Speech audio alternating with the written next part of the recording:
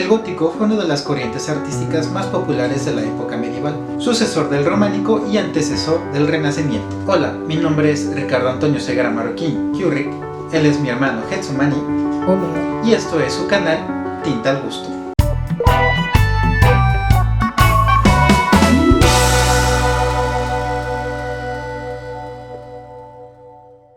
El arte gótico fue uno de los estilos artísticos que más duró en Europa y también de los que más extensión territorial abarcó en el continente europeo. Inició en el siglo XII hasta el siglo XV o en el inicio del Renacimiento. En algunos lugares incluso llegó a durar hasta el siglo XVI. El gótico se originó en Francia, pero se desarrolló en el resto de Europa. Claro, en distintos tiempos, pero llegó a abarcar todo el continente. El gótico surgió como resultado de un cambio social en Europa, mientras que el románico fue para una sociedad agricultora. El gótico surgió como resultado de la urbanización y del resurgimiento de las grandes ciudades en Europa. Las catedrales góticas se convirtieron en símbolos nacionales y en algunos casos de los mismos reinos completos. Hasta cierto punto, la construcción de catedrales góticas se convirtió en cierta rivalidad entre ciudades y reinos. Y al igual que el románico, las iglesias góticas se convirtió en la casa del resto de las disciplinas artísticas, pintura y escultura. Esta corriente comenzó con la Basílica de la Abadía Real de Saint-Denis en Francia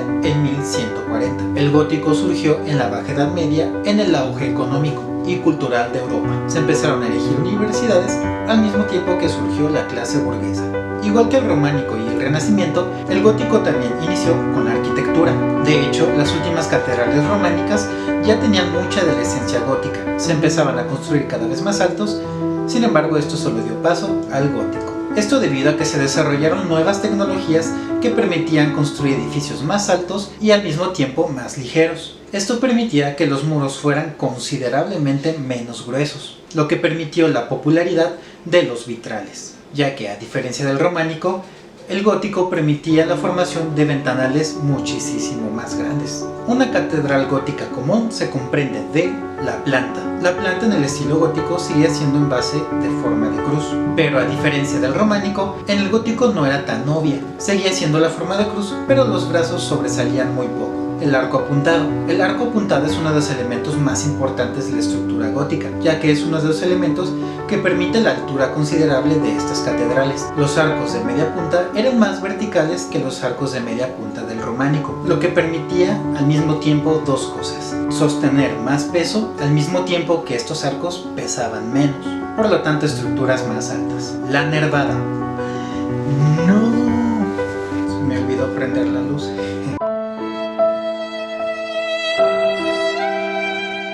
La nervada o bóveda de crucería es una estructura tipo esqueleto formado por 4 o más arcos que se conectan en el punto más alto de la catedral. Esta estructura fue uno de los avances tecnológicos más importantes de la época, ya que al ser una estructura esquelética, el peso no se soportaba en las paredes, sino en el esqueleto. Esto permitió, como dije antes, la reducción del grosor de las paredes, incluso en algunas iglesias, la desaparición de las paredes con solo la estructura, y al mismo tiempo permitía edificios más altos. Otra de las aportaciones más importantes fueron los contrafuertes y abordantes. En el románico, los contrafuertes eran parte de la estructura de la iglesia, estaban integradas a los muros. En el gótico, estos contrafuertes se separaban de los muros de la iglesia, haciendo una estructura de arco que sobresalía de los muros. Este contrafuerte permitía que el peso de la catedral, otra vez, no cayera en los muros y mucho de ellas no cayera en el esqueleto, sino en estos contrafuertes, lo que, otra vez, permitía estructuras más altas.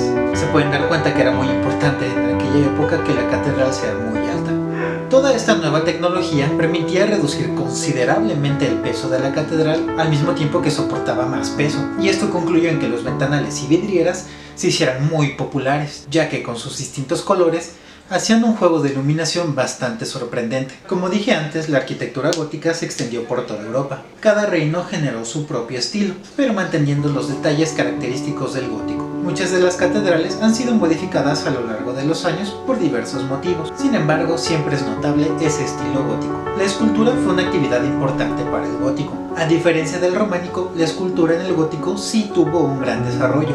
Esta escultura gótica continúa a la anterior románica y termina directamente con el Renacimiento. El principio de la escultura gótica estuvo directamente relacionada con la arquitectura, ya que era parte de ella. Cronológicamente también inició en la abadía de Saint-Denis y en la catedral de Chartres en Francia. Al principio la escultura gótica era de proporciones irreales, pues deseaban plasmar lo místico y la espiritualidad de las iglesias, o sea, dando la idea de que un humano no puede aspirar a ello. Dato curioso, el origen del nombre gótico se originó en el Renacimiento, ya que veían a la Baja Edad Media como una cultura de bárbaros, por lo tanto lo llamaron gótico, por el pueblo bárbaro de los godos. Dicha suposición renacentista ya está completamente refutada. La escultura gótica y la pintura sirvieron como medios de adoctrinamiento para las masas, ya que la mayoría de las personas en esa época eran analfabetas y requerían de un medio visual para hacer llegar las enseñanzas de la Biblia y convertir al pueblo.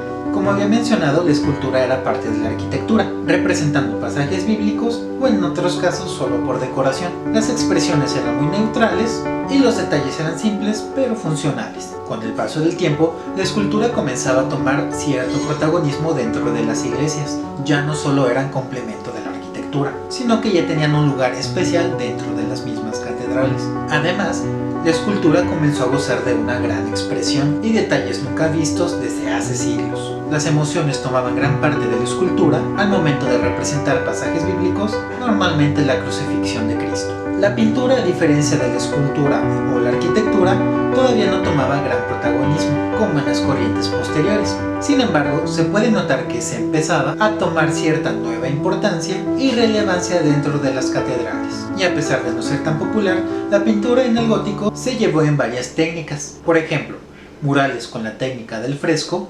principalmente en Italia. Otro ejemplo es en el norte de Europa, donde se popularizó completamente la técnica del vitral, que si bien no es la técnica pictórica en la que uno piensa cuando piensa en pintura, tiene mucho que ver por el juego de luces de colores, por los grandes ventanales ya antes mencionados. Otra técnica muy importante en el gótico fueron las ilustraciones miniatura de los códices. Esta técnica fue muy utilizada sobre todo en Francia. Dato curioso, las miniaturas, a pesar de sí ser minis, su nombre no se deriva de la palabra mini, sino del minio, que es el óxido de hierro, del cual usaban su pigmento para estas ilustraciones. Y la técnica pictórica más utilizada de la época fueron los retablos o pintura sobre tabla. Son obras que tomaban un lugar muy específico dentro de las catedrales, principalmente en los frontales y en los laterales de los altares. A diferencia de las otras técnicas pictóricas, los retablos fueron populares en toda Europa. Ahora veremos un pequeño recorrido de las distintas catedrales góticas de Europa.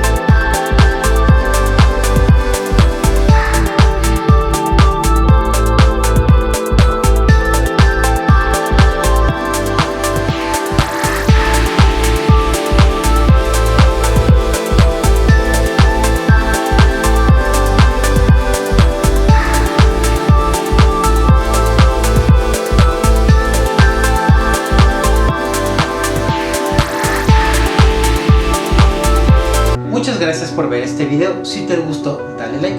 Si no te gustó, también no olvides dejar en los comentarios qué temas del arte te gustaría ver próximamente. Suscríbete, dale click a la campanita y nos vemos en el siguiente video. Bye.